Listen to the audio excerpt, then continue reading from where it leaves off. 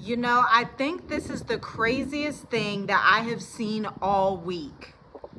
And you know what? Cleveland, Ohio did not collapse overnight. If you have been paying attention to the headlines, then you know that recently 400 teachers were fired. Like, wait a minute. These are people holding bachelor's, master's degrees, holding 60, 80K, 100K in student loan debt. People who have families, people who have to put food on the table, pay for health insurance, good American citizens who were just let go from Cleveland, Ohio's district, okay?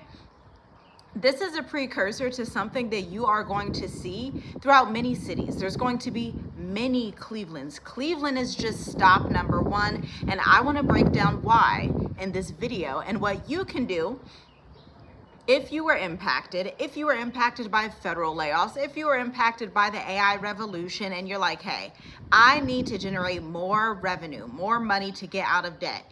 I need to do something with my time to invest. I need to put into my retirement. I can't just sit here and do nothing while they continuously fire people. And let's not forget, Oracle fired thousands of people just last week as well, even though they're experiencing their most profitable time in the stock market. So what's really going on? You know what? The city of Cleveland, Ohio, the government of Ohio, is treating these people like a line item that had to be reduced. Again, in this case, more than 400 people, teachers, maybe a few school nurses, other people, other staff, in a system that was already under pressure. Nearly 30 schools closing or consolidating, and it seems almost clinical. But there are actually signals that are happening behind the scenes, because cities rarely announce their destruction out loud before it happens. They whisper these issues through consolidation, through fewer classrooms, fewer teachers, fewer people that are needed for families. What we are witnessing in Cleveland, Ohio is not an isolated incident. Don't get it twisted. It's an early expression of a broader change that we are going to see throughout the United States of America in a multitude of cities. So while Columbus, Ohio may seem safe for now, it's not. While Dallas, Texas, Austin, Texas, places in Florida, places in Massachusetts, all these places may seem stable for right now, but nobody's really safe from the AI revolution, because let's not forget that AI and education technology are huge industries. If you're unaware, they are very, very big industries. The biggest industries that you find within AI and technology are medical, healthcare, education, boom, then marketing and sales. These are the industries that are heavily impacted by the revolution that is occurring with robotics. But if you do not understand, if you are not AI literate, and I'm not meaning ask ChatGPT what you're going to put in your new living room. That's not what I'm talking about here. I'm talking about, can you actually generate revenue from what you're doing with AI?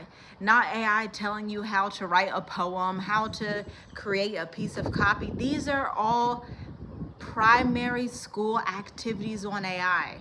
You're going to have to become more sophisticated and step up a level. Can you scaffold your AI prompting? Do you know what that means? Can you engineer outcomes as if you were a developer?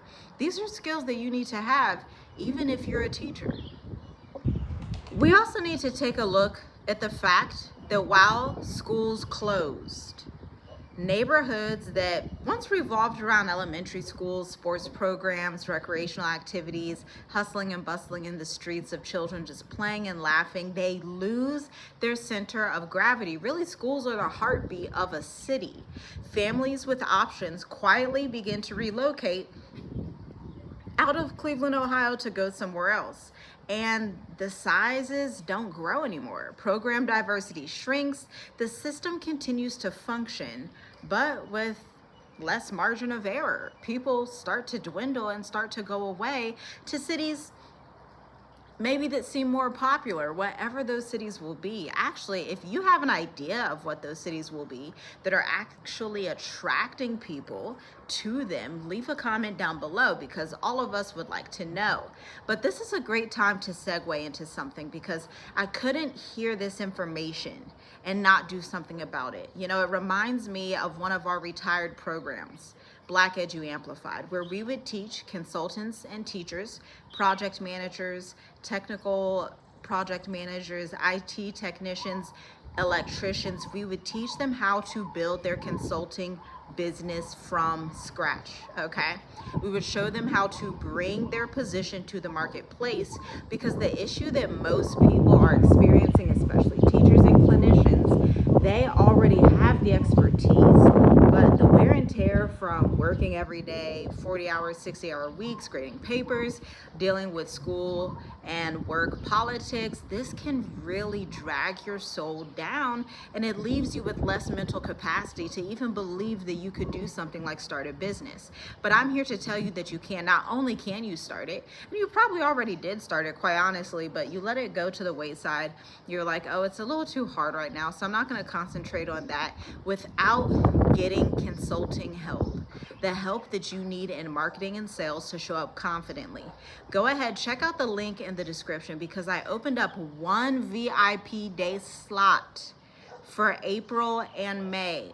Okay, the enrollment guide is open. Check out the link in the description, because this is your moment to get an advisor who has generated her clients 31.9 million collectively in date. Yours truly, me. And I have been in business for 10 years working with education technology companies like Clever Inc. If you know Clever, they're one of the biggest school district providers aside from Power School.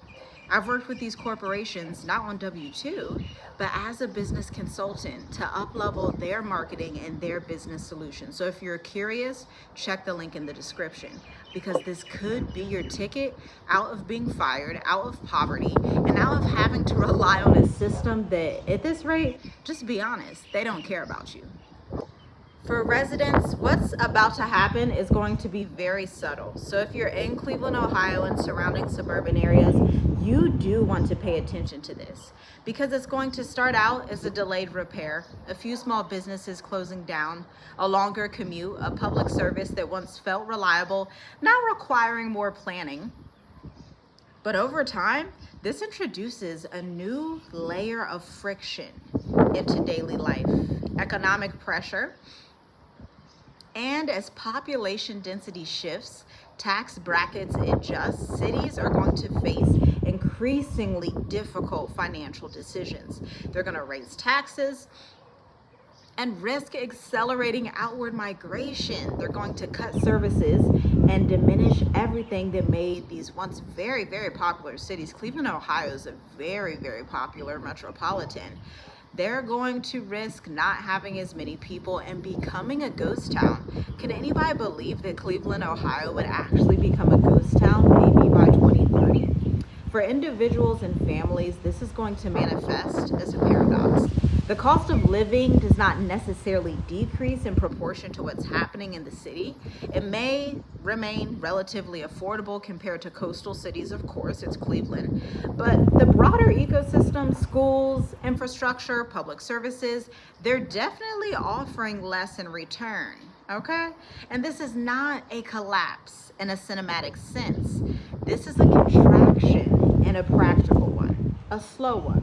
Because again, by 2030, daily life in these environments is definitely going to be more constrained. Not necessarily chaotic, but very, very limited. Options will narrow. Systems are going to require more effort to navigate, and stability is going to become something that you have to manage rather than assume. There's also the psychological component that is so often overlooked.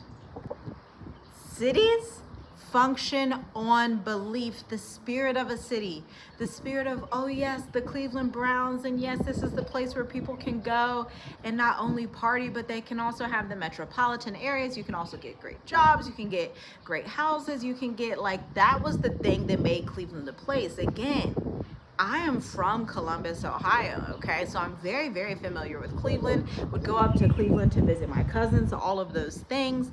And as somebody that's from Columbus, although Columbus is the capital of Ohio, everybody knew Cleveland was that metropolitan city that everybody in America knows about. But when that type of confidence fades away, behaviors changed. This brings forth violence, inadequacies. Again, things that were open. They used to be recreational facilities, schools, things for the community parks. They're going to start to look like a desolation. They may already look like a desolation. Leave a comment down below and let me know. And I just think it's crazy how these metropolitan cities in the United States of America are experiencing contraction. Other regions, like out here in Mauritius, Africa, parts of Southeast Asia and Mediterranean nations, are not necessarily better in absolute terms. Of course, you have to worry about infrastructure, but they don't have systemic pressure. They have more simple government structures, better safety, more reliability, and a much better quality of life.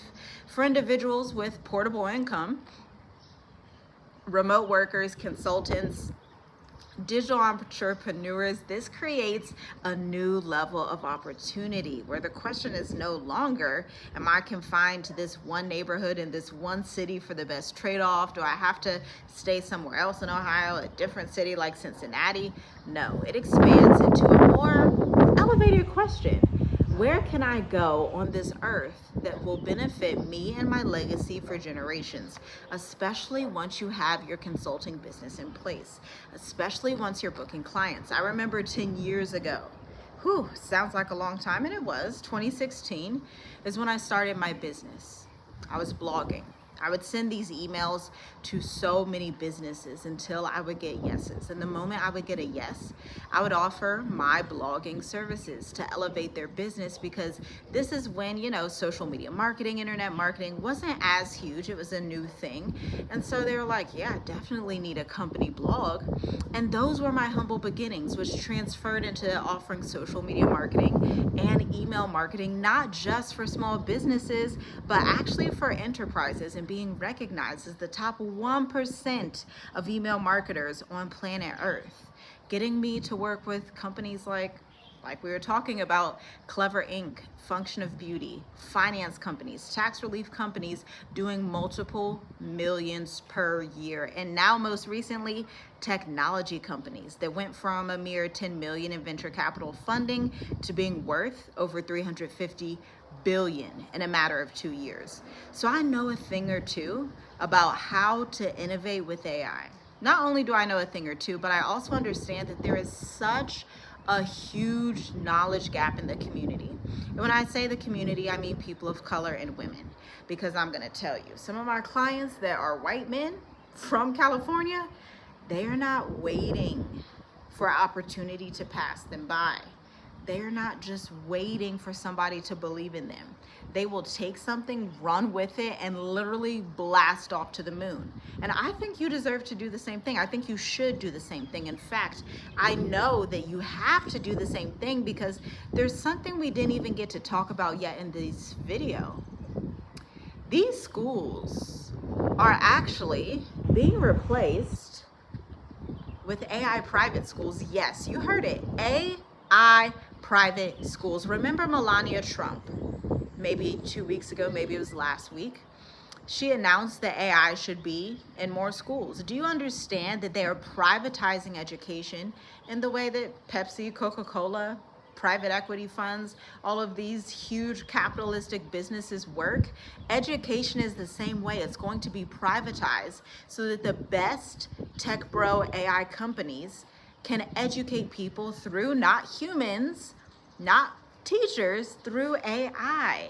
And these companies are going to make multi-million, billion, because remember what I told you, the top 4 sectors for AI and technology within AI and technology are what? Education, sales, marketing, healthcare.